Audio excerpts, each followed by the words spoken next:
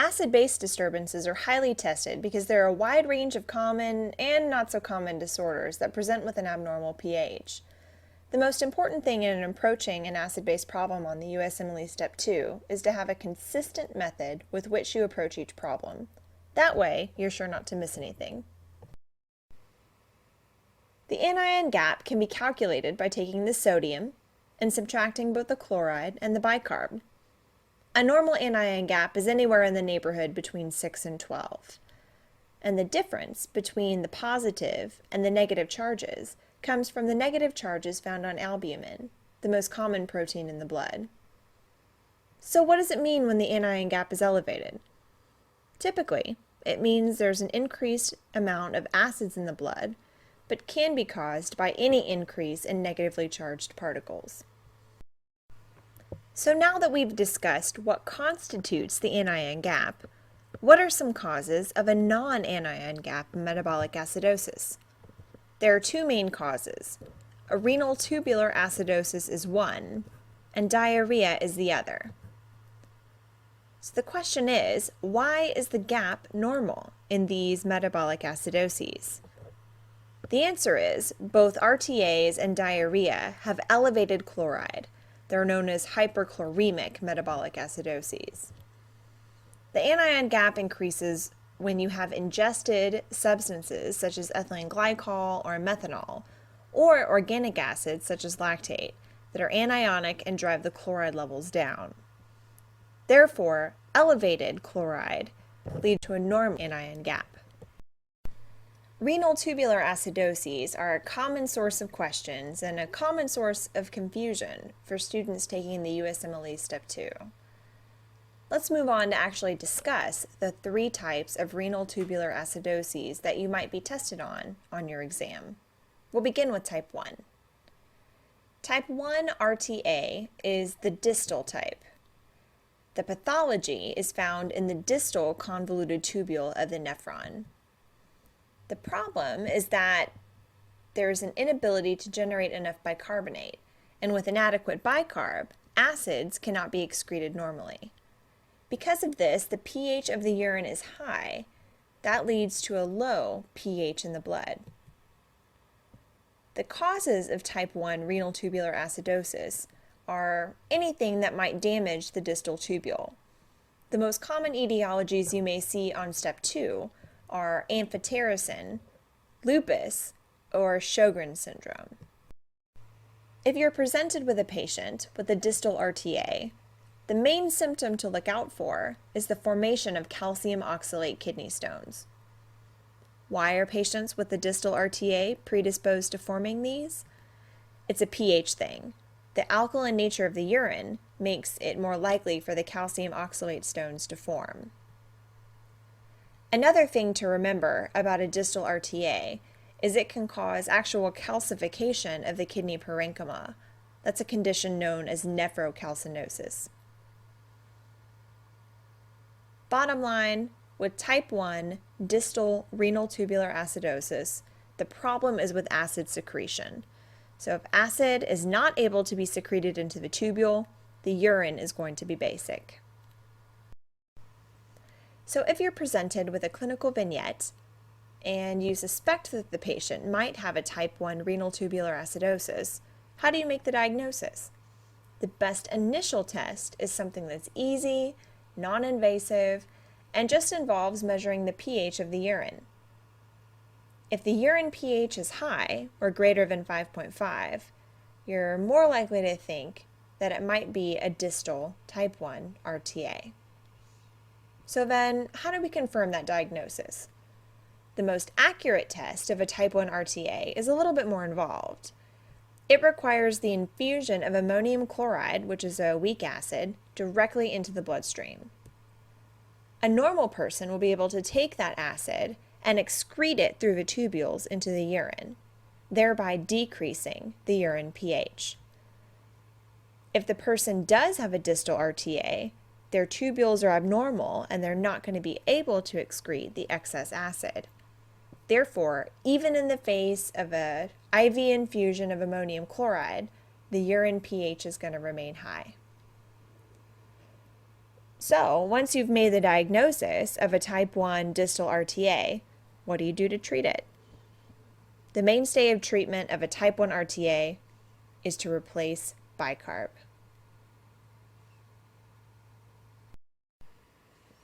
In contrast, the type 2 renal tubular acidosis has to do with pathology in the proximal tubule of the nephron. The problem is, the proximal tubule of the nephron is unable to absorb filtered bicarbonate. Problems leading to a type 2 proximal RTA can be caused by a number of factors that damage the proximal tubule. The most common ones include amyloidosis, myeloma, Fanconi syndrome, acetazolamide, and heavy metal poisoning.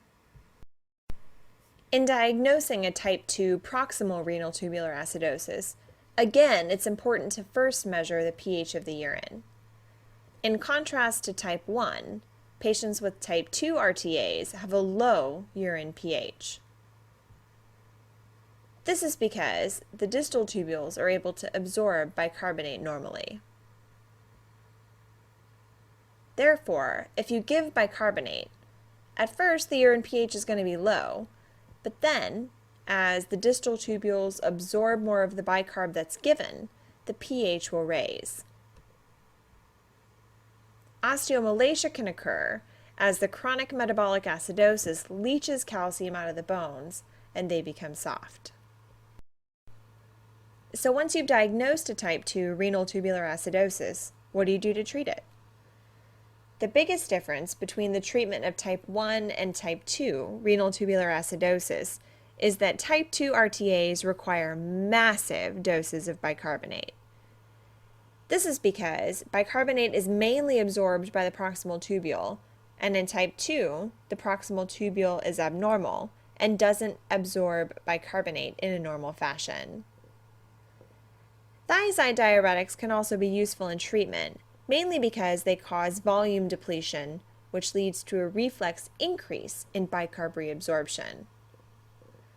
Not to complicate things further, but another similarity between type 1 and type 2 renal tubular acidosis is that both can be associated with hypokalemia. This is because in both 1 and 2 type renal tubular acidosis, increased amounts of potassium is lost in the urine. So we've talked about type 1, we've talked about type 2, renal tubular acidosis.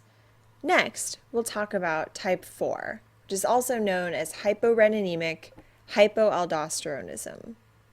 You might think that we skipped type 3, but actually, there's not a type 3 in the renal tubular acidosis family. So type 4, renal tubular acidosis, is caused by a problem in the distal nephron. The problem is there's a decreased amount or an abnormal effect of aldosterone on the nephron. This leads to the loss of sodium, the retention of potassium and protons by the kidney. The main cause of type 4 RTA is diabetes. The best test for type 4 RTA is going to be the detection of high urine sodium even after initiating a sodium-restricted diet. The biggest difference in laboratory findings between type 4 versus type 1 or 2 is that type 4 is associated with hyperkalemia, whereas type 1 and type 2 RTAs are associated with hypokalemia. So how do we treat a type 4 RTA? The mainstay of treatment is going to be the replacement of an aldosterone-like steroid, fludrocortisone. Fludrocortisone acts to promote sodium reabsorption and also facilitates potassium and proton secretion by the kidney. Fludrocortisone is the steroid with the highest mineralocorticoid activity, which means it acts most like the aldosterone that is missing or ineffective in a type 4 RTA. To review, let's go over the major testable differences between the types of renal tubular acidoses. First, let's take a look at urine pH, which remember is the best first test if you suspect a renal tubular acidosis. Urine pH can be variable in type 2, but in type 1, urine pH is always high, greater than 5.5, and it's always low in type 4, less than 5.5. Regarding blood potassium level, both type 2 and type 1 are associated with hypokalemia, whereas type 4 is different. It's associated with hyperkalemia. As far as the predisposition for kidney stones is concerned, type 2 RTA doesn't really have an increased risk, but type 1 is characterized by a much higher risk for developing nephrolithiasis. This is because of the alkaline nature of the urine. Type 4, again, because the pH of the urine is low, they're not really any more likely than the general population to develop kidney stones. As far as the best diagnostic test is concerned, type 2 RTAs are diagnosed by administering bicarbonate and observing the effect on urine pH, whereas type 1 RTAs are diagnosed by administering acid and observing the effect on the urine pH. Type 4 RTA is best diagnosed by starting a low-salt diet and then monitoring the effect on sodium lost in the urine. Finally, treatment. The treatment for a proximal or type 2 RTA is by giving a thiazide. Remember, bicarb doesn't work as well for type 2 RTA because massively high doses are required. Thiazides work here because they cause a volume contraction, which promotes the increased reabsorption of bicarbonate from the urine into the bloodstream. A distal or type 1 RTA does respond pretty well to bicarbonate, so that's the mainstay of therapy here for type 1. Finally, type 4, again a little bit different. The treatment for type 4 is to give fludrocortisone. It replaces the aldosterone that's either missing or not working very well. If you have a patient on the USMLE Step 2 who has a non-anion gap metabolic acidosis, the next best step in working up the actual specific cause is to calculate the urine anion gap, which is just the urinary sodium minus the urinary chloride and the urinary bicarb. If this number is a positive value, you should think more along the lines of a renal tubular acidosis. In an RTA, the kidney cannot excrete acid normally, so less chloride is excreted into the urine, and more sodium with less chloride yields a positive number on the urine anion gap. If the urine anion gap yields a negative number, you should be thinking more along the lines of diarrhea. Diarrhea has a negative urine anion gap because as the kidney tries to excrete the acids, chloride is excreted along with the protons, leading to a negative number. So we've just finished discussing renal tubular acidoses and diarrhea as the major causes for non-anion gap metabolic acidosis. Remember that the normal anion gap ranges anywhere in the neighborhood between 6 and 12. The anion gap is considered elevated if it's above the upper limit of normal, or greater than 12. If you see an elevated anion gap, there's a whole other group of diagnoses that should come to mind for your differential. What causes the anion gap to be elevated? Well, the anion gap is elevated if there's an increase in unmeasured anions that drive the bicarbonate levels down in the blood. Also, before we discuss all the specific etiologies for metabolic acidosis, a general rule of thumb is that you will always see a respiratory alkalosis coming from hyperventilation to compensate for any form of metabolic acidosis, gap or non-gap, any of the different forms. Next, let's discuss the most commonly tested causes of metabolic acidosis with an increased anion gap. The first is lactic acidosis. Increased levels of lactate can be found in the blood in the setting of either hypotension or hypoperfusion. So pretty much here, we're thinking about our different types of shock. Hypovolemic shock can cause it, anaphylactic shock, neurogenic, cardiogenic. Also, any situation that leads to massive tissue ischemia, such as mesenteric ischemia, can cause necrosis and the release of lactate into the blood as well. So if you suspect a lactic acidosis, what's the best test? It's going to be to order a blood lactate level. Once you've established the diagnosis, the best treatment here is to correct the underlying disorder, whether it be volume support with normal saline or blood products, treatment of anaphylactic shock with epinephrine, or whatever the case may be. A second common cause of metabolic acidosis with an increased anion gap is ketoacidosis. Keto acids can get into the bloodstream, most often in the setting of diabetic ketoacidosis, but can also happen in cases of severe starvation. We test for ketoacidosis by looking for the presence of keto acids in the blood. Most often, we order an acetone level. Once we've made the diagnosis, the treatment is to give insulin and fluids. Less commonly seen clinically, but still often tested, is oxalic acids in the blood as a cause for a metabolic acidosis with an increased anion gap. The most common cause here is ethylene glycol poisoning, either as a suicide attempt or accidental or otherwise. The best test here is to look for the characteristic envelope-shaped crystals on urinalysis. Treatment is either with a drug called fomepizole, which is a competitive inhibitor of alcohol dehydrogenase, or in very severe cases, dialysis to quickly remove the ethylene glycol from the bloodstream. Similar to oxalic acid, increased levels of formic acid in the blood can also lead to an anion gap metabolic acidosis. This is found in cases of methanol poisoning. As methanol poisoning can lead to blindness, the best test is actually to perform a detailed eye exam and look for the characteristic findings of an inflamed retina. Once you make the diagnosis, the treatment is the same as with ethylene glycol poisoning. You'll want to give fomepizole, or in extreme cases, send the patient for emergent hemodialysis.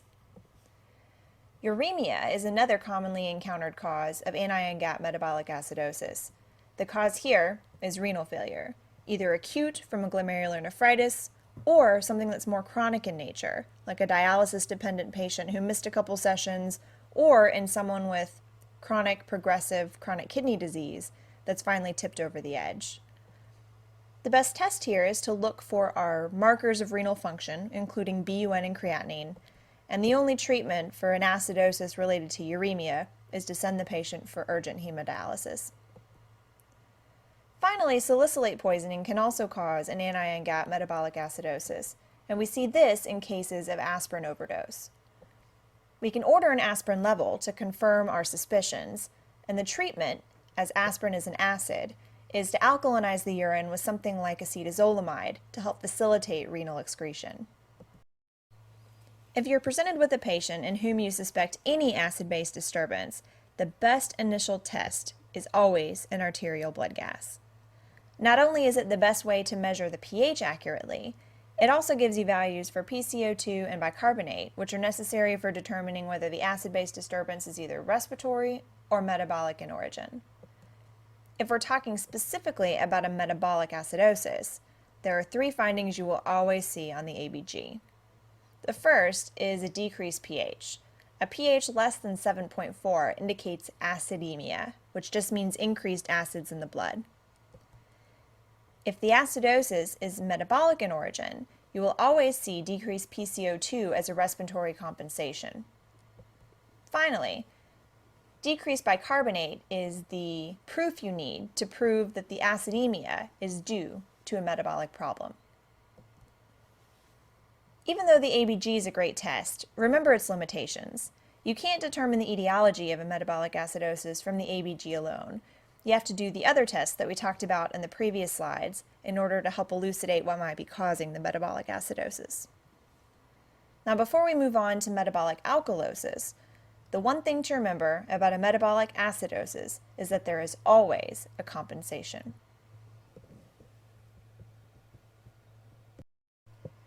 Now let's take a look at the flip side of metabolic acid-base disorders, a metabolic alkalosis.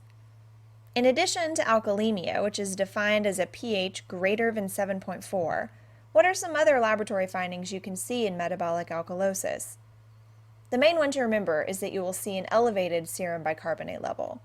This is what helps you confirm that the alkalemia is metabolic in origin.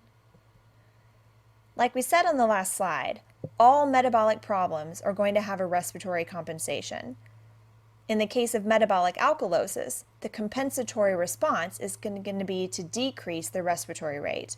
That's going to lead to CO2 retention and a compensatory respiratory acidosis. So what are the etiologies of metabolic alkalosis that you need to know for your exam? The first one, and the most common one, is GI losses. Either vomiting or nasogastric suction is going to lead to the loss of protons and their associated chloride ions through the GI tract. Also, anything leading to a high aldosterone state can also cause a metabolic alkalosis. Remember, the actions of aldosterone are to promote the reabsorption of sodium, the secretion of protons, and the secretion of potassium. So increased aldosterone is going to lead to increased proton loss by the kidney. So some causes of hyperaldosteronism include primary, Cushing's disease, increased ACTH from either a pituitary or a lung tumor, volume contraction like with overaggressive diuresis, and licorice. Diuretics themselves can also cause a metabolic alkalosis. Milk alkali syndrome, if a patient takes a lot of antacids with milk, can lead to a metabolic alkalosis. And finally, hypokalemia can cause a metabolic alkalosis because of the way the kidney handles potassium ions and protons. As with any patient with a suspected acid-base disturbance, the best initial test is going to be to obtain an arterial blood gas. So what are the findings on ABG going to be in a patient with a metabolic alkalosis? Well, you'll always see an increased pH. So pH greater than 7.4 indicates alkalemia. You will always see an increased PCO2. That makes up the compensatory respiratory acidosis we talked about previously. And finally, you'll always see increased bicarbonate. That's what proves to you that the acidemia is indeed caused by a metabolic problem. Remember that metabolic derangements often kill patients because of complications of cardiac arrhythmia. Metabolic derangements can also be dangerous because they can alter potassium levels. Next, we'll talk briefly about acid-base disturbances that are caused by respiratory problems. Traditionally, we're taught if a patient is breathing too fast, they blow off too much CO2, and they can develop a respiratory alkalosis. On the flip side, if a patient is not breathing fast enough, they can retain CO2 and develop a respiratory acidosis. But actually, it's a little bit more complicated than that. Minute ventilation is a much more precise measure of respiratory status than respiratory rate alone. You may remember this equation from your Step 1 studies, but minute ventilation can be calculated by taking the respiratory rate and multiplying it by the tidal volume. This is an important distinction to make because even if a patient is hyperventilating, if they're hyperventilating with a tiny tidal volume, their minute ventilation won't increase and they may not develop a respiratory alkalosis. Finally, let's talk about some commonly tested facts regarding respiratory acid-base disturbances. The key ABG finding in respiratory alkalosis is a decrease in the PCO2, whereas in a respiratory acidosis, the key ABG finding is going to be increased PCO2. In the case of respiratory alkalosis, you see increased minute ventilation. That's an increase in either respiratory rate or tidal volume.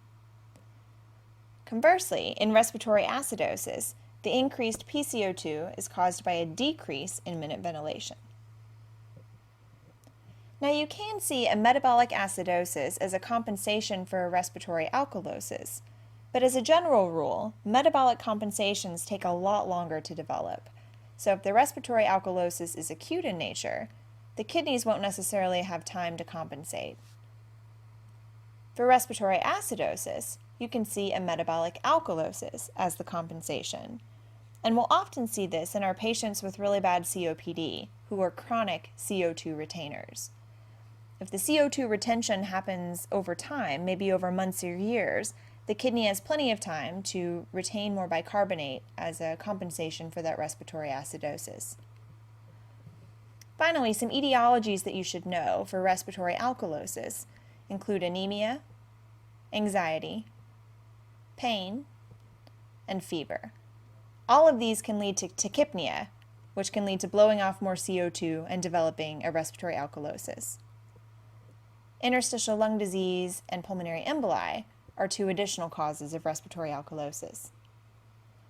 For respiratory acidosis, the etiologies to remember are COPD and emphysema, drowning, opiate overdose, which suppresses respiratory drive and decreases respiratory rate, alpha-1 antitrypsin deficiency, which allows less gas exchange for breath, kyphoscoliosis, and sleep apnea or morbid obesity, which also both limit gas exchange. This concludes our discussion of acid-base disturbances.